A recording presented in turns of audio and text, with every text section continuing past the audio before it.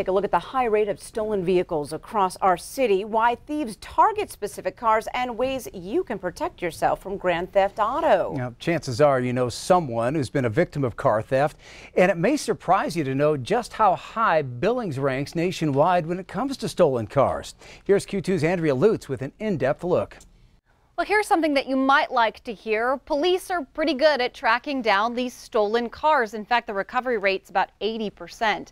However, when a car is stolen, lives are often turned upside down.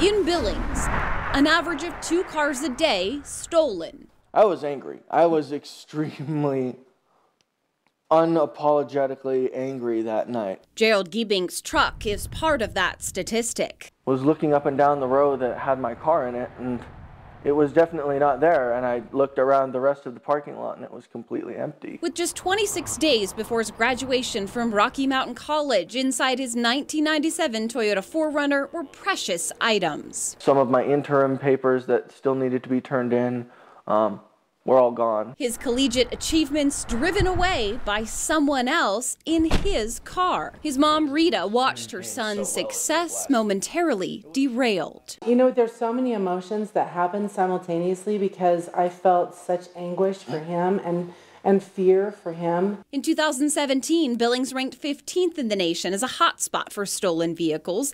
Last year, Billings had 952 stolen vehicles compared to Great Falls, which had 228, and Missoula, where there was 235. These numbers to me are troubling because Lieutenant Brandon Woolley gives us some insight into why Billings seems to have a grand theft epidemic. You know, other cities and other places have chop shops or people who steal vehicles for a living.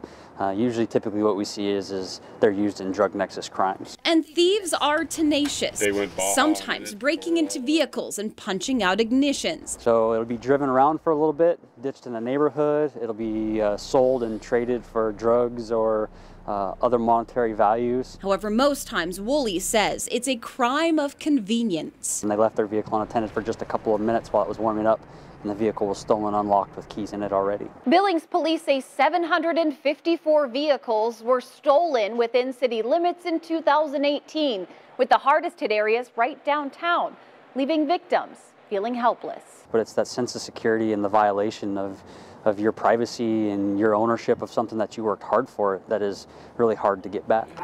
A sense of security Giebing also lost. It's not just a single crime of opportunity. They make these crimes of opportunity essentially a lifestyle. Roughly a month after Gerald's truck was stolen, police recovered it after a crash. It was trashed and used as an accomplice in a host of other crimes. Pipes for meth, pipes for marijuana. We found some drugs, paraphernalia. Other than that, scales, bags, paper, all kinds of stuff.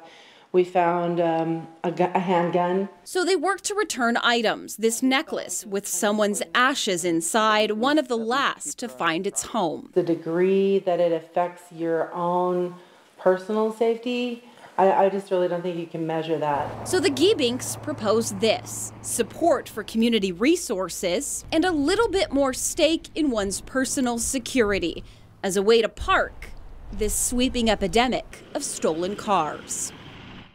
So as much as stolen cars and this trend is alarming, another piece of insight for you. I asked Billings police if there's a certain type of model or vehicle that is stolen more than others. Well, they said not really to that. But bottom line, you should have a way to track your car. If it's an app or an in-car device of some sort, don't leave it unlocked. And of course, don't put those keys inside of it, even if it is locked. Russ and Janelle. All right. Thanks, Andrea.